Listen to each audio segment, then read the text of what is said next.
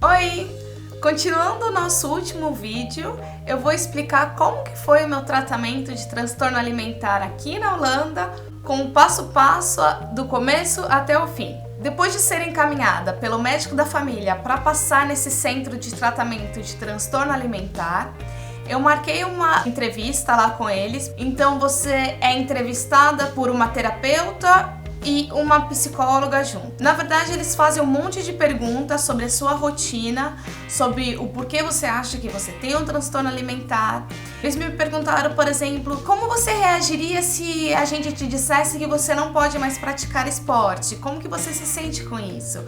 E eu respondi que eu me sentiria muito desconfortável com isso, porque eu sei que esporte é saudável, que seria muito difícil imaginar a minha rotina sem praticar esporte. E assim eles meio que vão tentando descobrir em qual categoria você se encaixa.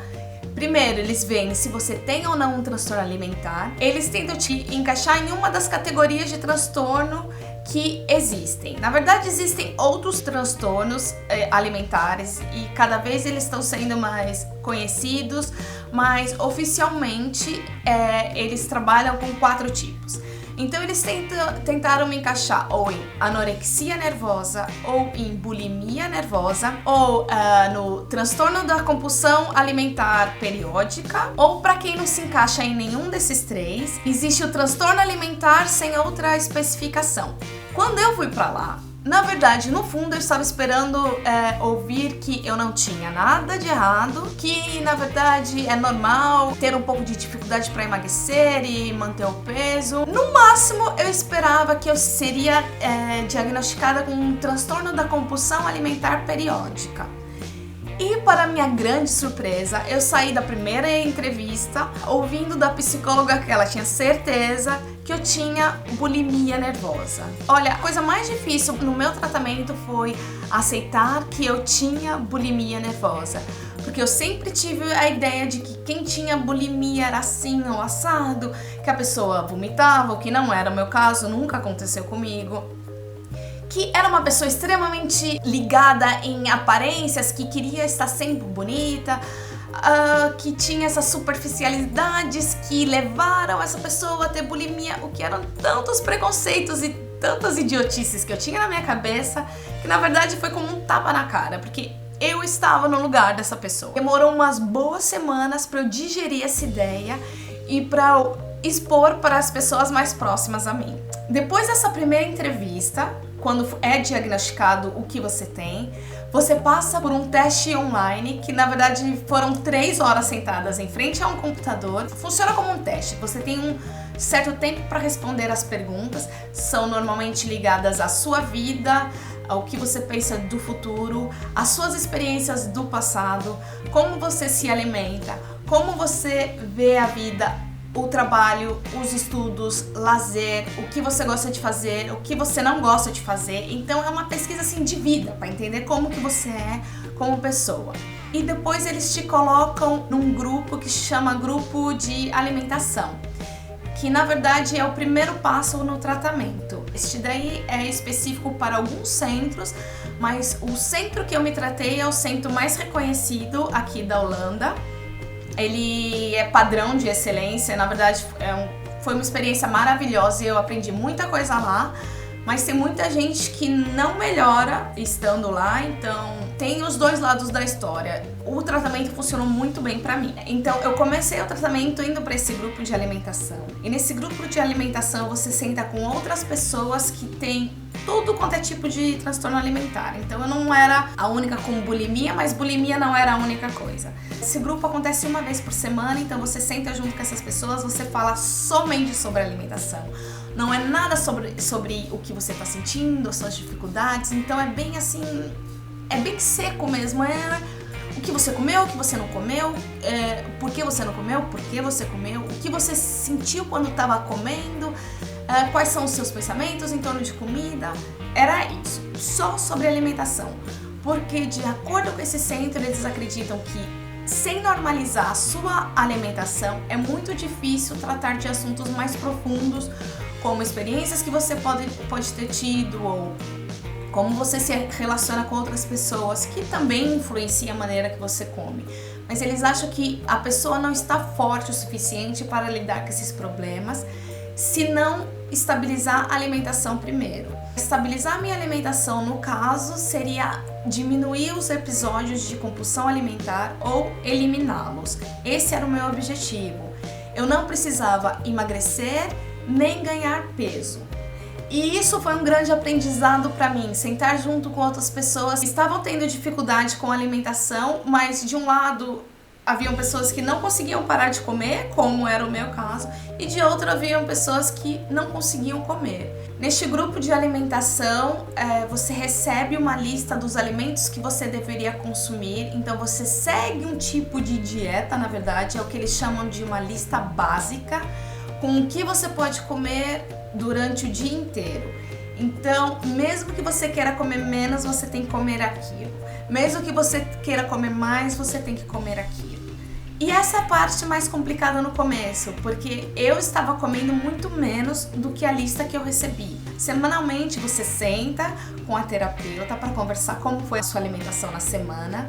Você tem que anotar todos os dias o que você comeu e anotar como você estava se sentindo a cada refeição. No final do dia, eu sempre reservava um período para escrever o que eu estava sentindo, como tinha sido o meu dia.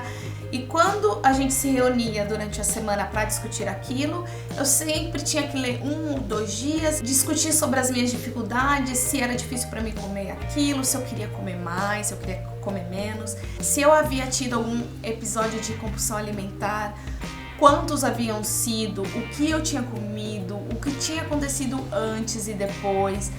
Então, esse grupo de alimentação foi, na verdade, um aprendizado enorme, que é para entender como que era o meu padrão alimentar.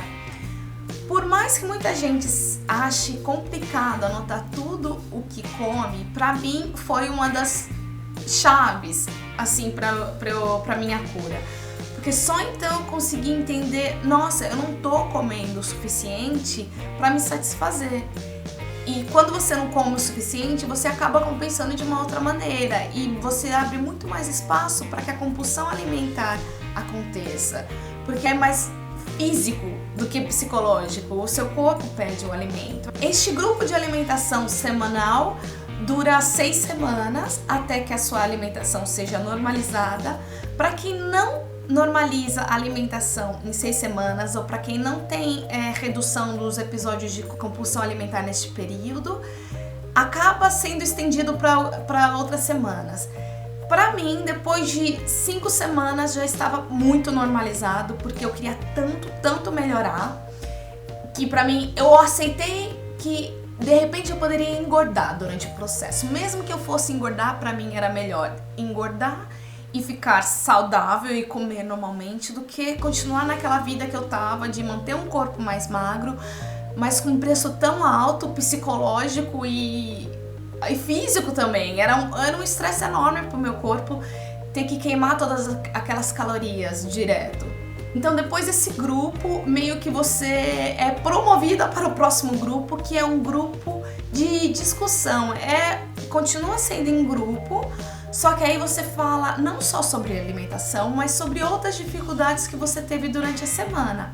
E em cada semana você, tanto no primeiro grupo quanto no segundo grupo, você recebe tarefas para fazer em casa. Por exemplo, teve uma semana que eu tinha que conversar com as pessoas mais próximas sobre o meu transtorno alimentar, contar para essas pessoas, porque quando eu descobri que eu tinha bulimia nervosa, tudo que eu menos queria na vida era discutir sobre isso com amigos ou com quem eu deixei no Brasil e que não tinha noção do que estava acontecendo comigo, ou até com a minha família.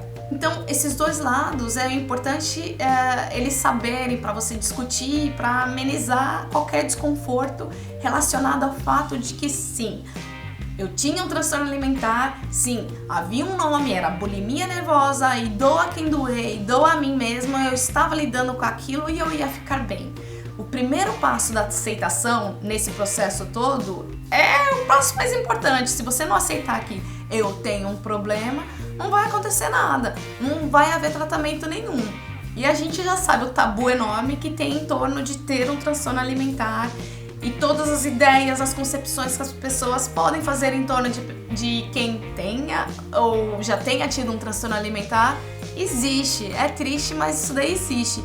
E eu não era exceção, e eu era uma dessas pessoas que também achava essas pessoas com transtorno alimentar são assim, assado. Então é meio que eu tive que aprender a lidar com os meus próprios preconceitos para me aceitar, e a partir daquele momento foi a minha salvação, assim, foi o que promoveu a cura mesmo. Neste segundo grupo que você sente e discute como que foi a sua semana, com essas estratégias também semanais, que aí que a alimentação acaba não sendo mais tão importante, porque você continua anotando tudo que você come, você continua seguindo a base alimentar, aquela lista básica do que você pode comer, só que a alimentação não fica tão mais importante na sua vida. Você começa a notar que a sua relação com o alimento não é mais importante do que a sua relação com o seu parceiro, por exemplo, ou com a sua mãe, ou com o seu trabalho. Então sua mente abre espaço para outras coisas que estão acontecendo que você não tinha tempo de ver porque você estava tão ocupado com o que você ia comer ou deixar de comer. E foi então que eu comecei a perceber as minhas necessidades que eu tinha de ter um emprego aqui, de começar a trabalhar, de criar o meu círculo de amigos, a dificuldade que eu tinha de me expressar somente em holandês, porque nesse processo todo o meu tratamento foi feito em holandês. E eu era a única estrangeira lá. E foi um dos temas de discussão pra mim, num desses encontros, que era a minha dificuldade de estar numa terra estrangeira, com uma língua estrangeira, com costumes tão diferentes. E eu comecei a ver que isso teve uma influência muito grande no meu transtorno alimentar, além de outros problemas que haviam acontecido antes. Então foi uma combinação de fatores que vão acontecendo e unidos a uma dieta restritiva. Na verdade é uma bomba que você está preparando sem saber e que pode explodir e que pode se tornar em uma doença. O transtorno alimentar é uma doença, mas é uma doença que tem cura, que tem como você voltar a ter uma vida normal, voltar a ter uma alimentação normal, voltar a ser capaz de dizer sim ou não ao alimento, se você quer ou não comer, se está ou não na hora de comer. Mas conforme eu já descrevi em muitos posts para vocês, não foi só o tratamento que funcionou para mim. Eu combinei o tratamento com muita leitura e com muitas estratégias que eu mesma fui descobrindo de como era melhor eu lidar com uma situação ou com a outra. Eu sempre tento ir passando essas estratégias aos poucos para vocês, mas eu continuo sendo do time daquelas que acreditam que se você desconfia, pelo menos desconfia que tem um transtorno alimentar, vá procurar ajuda. Por mais que eu tente ajudar vocês dividindo como que foi a minha experiência, ou dividindo estratégias, nada se compara com um tratamento especializado em transtorno alimentar. Eu recebo muitos e-mails falando da dificuldade que vocês têm em encontrar profissionais qualificados para tratar disso, o que é muito complicado, porque na verdade eu adoraria ver nascendo no Brasil mais centros e mais lugares em que pessoas possam ser recebidas de uma maneira positiva sobre o que elas têm, um ambiente em que elas se sintam confortáveis em dividir quais são as dificuldades que elas têm. E por isso, acho que toda essa minha ideia do blog era oferecer esse espaço seguro para vocês, para entender que se vocês têm algum transtorno alimentar ou qualquer tipo de dificuldade com a alimentação ou com o seu próprio corpo, que vocês se sintam à vontade de dividir